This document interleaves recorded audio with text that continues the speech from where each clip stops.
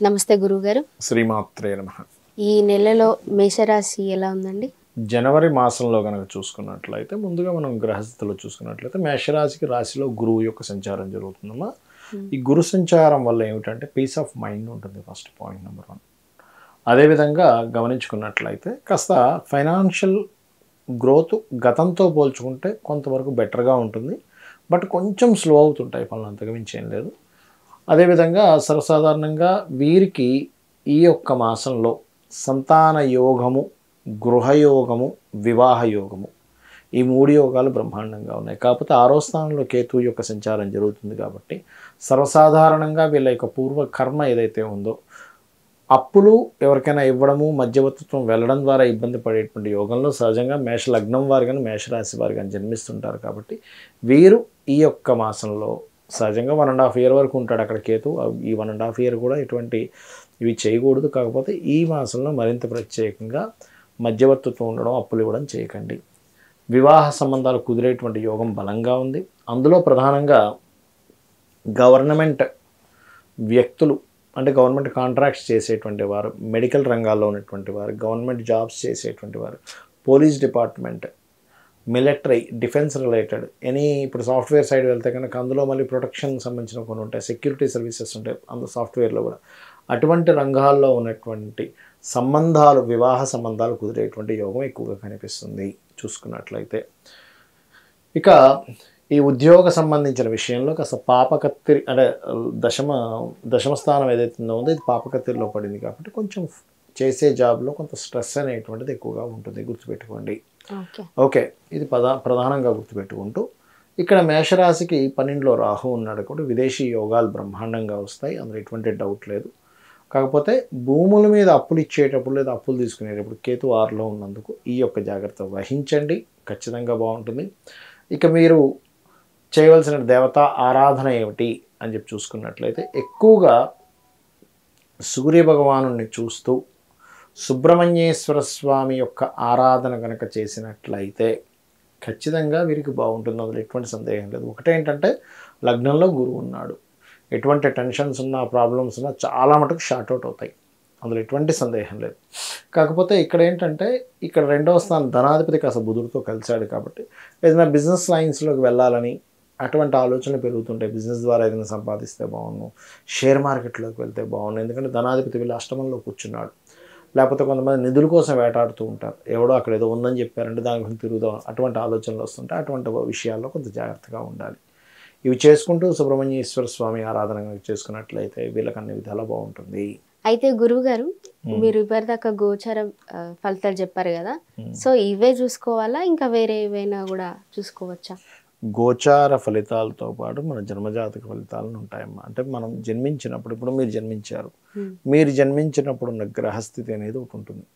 ఇది ఎట్లా తెలుసుకోవాలి అంటే మీరు జన్మించినప్పుడున్న సమయం తీసుకోవాలి, దీని ద్వారా లగ్నం తెలుస్తుంది. లగ్నం ద్వారా ఏంటంటే మనిషి ఏమిటి, అసలు ఆ వ్యక్తి ఏమిటనే విషయం తెలుస్తుంది. అదేవిధంగా సమయం ద్వారా లగ్నం ఎలా తెలుస్తుందో date, month, year, time, place of birth, వీటి ద్వారా ఆ వ్యక్తి జన్మించినప్పుడు నుంచి ఉన్నటువంటి గ్రహస్థితి తెలుస్తుంది. వీటి ద్వారా ఏమిటి లాభము అంటే, ఇప్పుడు మీరున్నారు, మీకు ధనం ఏ రూపంలో వస్తుందో తెలియాలంటే మీ ధనాధిపతిని పట్టుకోవాలి. మీకు ధనం ఇచ్చేవాడు అసలు ఎవరు, ఆ ధనాధిపతిని మనం తెలుసుకోవడం ద్వారా ఏం తెలుస్తుందంటే మీరు ఏ రంగాల్లో బాగా కలిసి వస్తుంది, ఎప్పుడు మీరు ధనం ఇన్వెస్ట్మెంట్ చేయాలి, ఎప్పుడు ఇన్వెస్ట్మెంట్ చేయకూడదు. కొంతమంది షేర్స్లోని, మ్యూచువల్ ఫండ్స్లో ఇన్వెస్ట్మెంట్ చేస్తుంటారు. రైట్ టైంలో ఇన్వెస్ట్మెంట్ చేస్తే డబ్బులు వస్తాయి, రాంగ్ టైంలో ఇన్వెస్ట్మెంట్ చేస్తే పోతాయి, అది తెలుస్తుంది. అలాగే కుటుంబ వ్యవహారాలు తెలుస్తాయి, కుటుంబంతో ఉండే రిలేషన్స్ తెలుస్తాయి 2nd హౌస్ వల్ల. ఇప్పుడు 3rd హౌస్ రీడింగ్ అని ఉంటుంది ఆస్ట్రాలజీలో. ఈ 3rd హౌస్ రీడింగ్ వల్ల ఏమిటంటే మీకు అన్నదమ్ములతో సఖ్యత ఎలా ఉంటుంది, కొంతమందికి అన్నదమ్ములతో గొడవలు ఉంటాయి, కొంతమందితో మోసపోతారు, కొంతమంది వాళ్ళే సపోర్ట్ చేస్తారు. అది మీరు తెలుసుకున్నారనుకోండి, ఓకే నేను అన్నదమ్ములతో వెళ్తే ఇబ్బంది అవుతుంది, అలాంటప్పుడు ఏదైనా బిజినెస్ అనుకుంటే వెళ్ళరు. అలాంటప్పుడు ఎందుకు గొడవలు వస్తాయని తెలిసింది, దూరంగా ఉంటారు. అంటే ఇట్స్ వెరీ క్లియర్లీ మన జన్మజాతకం మనం ఏమిటి, మనం ఏం చేయాలి, ఏం చేయకూడదు, ఎప్పుడు ఎలాంటి నిర్ణయాలు తీసుకోవాలని చెప్తుంది జ్యోతిష్ శాస్త్రం. అదేవిధంగా 4th హౌస్ రీడింగ్ అంటారు ఇందులో, అంటే మీ విద్య ఏమిటి. అదేవిధంగా ఇందాక నేను మీకు మీ జాతకం చూసాను, ఏమంటే మీకు ఎడ్యుకేషన్ బ్రేక్ అయిందమ్మా అన్నాను లేదా, మీరు చెప్పారు, మీరు నాకు చెప్పలేదు, ఫస్ట్ టైం చూడడం అన్నాను లేదా, అట్లా తెలుస్తుంది అనమాట. అట్లాగే 2వది ఏంటంటే ఇక్కడ మనిషి యొక్క తత్వం ఏమిటి, ఇది లగ్నం బట్టి ఎలా తెలుస్తుందో మనిషి యొక్క మానసిక తత్వం ఏంటి, మానసిక స్థితి ఏంటి 4వ భావం బట్టి తెలుస్తుంది. తల్లిదండ్రులకు ఎట్లా ఉంటుంది, అదేవిధంగా ఒకవేళ మీరు గృహం కొనుక్కుంటే ఎప్పుడు కొనుక్కుంటే మంచి, చాలామంది తెలియక రాంగ్ టైంలో కొనుక్కుంటారు. రాంగ్ టైంలో కొనుక్కోవడం వల్ల ఇబ్బంది పడతారు. రైట్ టైంలో కొనుక్కోవాలి, రైట్ డైరెక్షన్లో. అన్ని డైరెక్షన్స్ మంచివే, ఒక్కొక్క పేరుని బట్టి ఒక్కో డైరెక్షన్ మంచిది. వాస్తంతా మంచిదే, కానీ ఎవరికి ఏది పనికి వస్తుందని తెలుసుకోవాలి. ఎలా అంటే సింపుల్ ఎగ్జాంపుల్, బ్లడ్ గ్రూప్స్ ఉంటాయి. రక్తం అంతా ఎర్రగానే ఉంది కానీ ఏ రక్తం పడితే ఆ రక్తం ఎక్కించుకుంటామా? ఎక్కించుకోము. ఎందుకు? అది రివర్స్ అవుతుంది మనిషికి. బికాజ్ ఆఫ్ సేమ్ గ్రూప్ ఎట్లా పెట్టుకుంటామో మీకు కలిసి వచ్చేటువంటి దిశలో మీరు ఉండాలి. అదేవిధంగా వివాహ సమయం కూడా చాలామంది తెలియక వివాహం అవ్వట్లేదని, ఎన్ని సంబంధాలు చూసినా కుదరట్లేదని బాధపడుతూ ఉంటారు. ఇక్కడ బాధపడడం కాదు, ఎప్పుడు ఆ సమయం ఉందో తెలుసుకోవాలి. ఇప్పుడు నేను ఉన్నాను, రాత్రి అర్ధరాత్రి 1 గంటకి 2 గంటలకి 3 గంటలకి మాటిమాటికి డోర్ తెరిచేసి అయ్యో సూర్యుడు రాలేదంటే బాధపడితే ఎలా ఉంటుందమ్మా చూసేవాడికి? 6:30కి సూర్యోదయం, నువ్వు 1 గంటప్పుడు లేచి బాధపడతావు ఎందుకు? అంతే కదా. సో టైము, ఎప్పుడు వివాహ సమయం ఉంది అప్పుడు చేసుకుంటే వాళ్ళ లైఫ్ బాగుంటుంది. ఎప్పుడు లేదో మనం ఆ టైంలో, లేని టైంలో మనం వెతుకుతూ ఉంటాం. ప్రతి మనిషికి 3 నుంచి 5 సార్లు ఉంటుంది వివాహ యోగం అనేటువంటిది. ఆ పర్టికులర్ టైమ్స్ ఎప్పుడు వచ్చాయో వాళ్ళకు ఉన్నటువంటి ఆర్థిక పరిస్థితిని, ఇప్పుడు వచ్చింది కదా టైం వచ్చింది కానీ చేసుకోలేము, ఆర్థిక పరిస్థితి బాగోదు ఆ టైంలో, ఇంకోసారి ఇస్తాడు భగవంతుడు ఛాన్స్, ఇంకోసారి ఇస్తాడు. అలాగా గ్రహాల యొక్క కదలికల మూలంగా ఆ టైం చూసుకొని చేసుకోవాలి. అదేవిధంగా ఇన్వెస్ట్మెంట్స్ కావచ్చు, సంతాన అభివృద్ధి కావచ్చు, లేకపోతే దాని ఏమంటారు జాబ్ కావచ్చు, బిజినెస్ కావచ్చు, ఇవన్నీ కూడా మన జన్మజాతకంలో ఉంటాయి. ఇక్కడ మీకు సందేహం కలుగుతుంది, మరి ఇవన్నీ మన జన్మజాతకంలో ఉంటే ఇప్పుడు కూర్చోబెట్టి ఈ రాశి ఫలితాలు ఎందుకు చెప్పారు అని. ఇది ఎలా అంటే అమ్మా, ఇప్పుడు మీరు ఉన్నారు, స్టూడియోకి వస్తున్నారు, అక్కడి నుంచి ఇక్కడికి రావాలి, ఒక అరగంట పడుతుందా మీ ఇంటి నుంచి ఇక్కడ రావడానికి? పడుతుంది. అదే బాగా ట్రాఫిక్ జామ్ ఉంది, ఎంత టైం పడుతుందమ్మా? గంట పట్టచ్చు. బాగా వర్షం పడుతుంది, ఎక్కువ టైం పట్టచ్చు కూడా. ఒకసారి వస్తున్న వెహికల్ ఆగిపోయింది, ఇంకెక్కువ టైం పట్టచ్చు. అంటే ఏమిటి, మీ చేతుల్లో లేకుండా ఇంకోటి బయట ఉండే పరిస్థితి కూడా మిమ్మల్ని ఆపుతూ ఉంటుంది.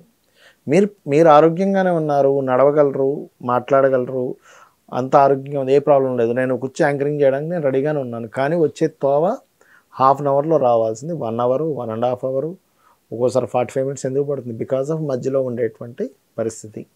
ఈ పరిస్థితిని ఇలా ఉంది కాబట్టి, బయట బాగా వర్షం పడుతుంది కాబట్టి, లేకపోతే బయట ఎక్కువ ట్రాఫిక్ ఉంటుందేమో కాబట్టి నేను ఒక అరగంట ముందు బయలుదేరుతానని మీరు డిసైడ్ అయితే టైంకి రాగలుగుతారు, అదర్వైజ్ రాలేరు.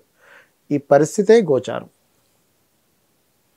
ప్రజెంట్ ఈ మంత్ సిచ్యువేషన్ ఏమిటి, దీనికి నేను ఎలా ఉండాలి, ఎలా స్పందించాలి, ఎలా సిచ్యువేషన్స్ని ఎట్లాగా హ్యాండిల్ చేయాలి, ఎట్లా ప్లాన్ చేసుకోవాలి, ప్లానింగ్ని మీకు స్పష్టంగా చెప్పేది ఈ గోచారం. అందుకని గోచార ఫలితాలు చెప్పుకుంటూ మన జన్మజాతక ఫలితాలను చూసుకోవాలి.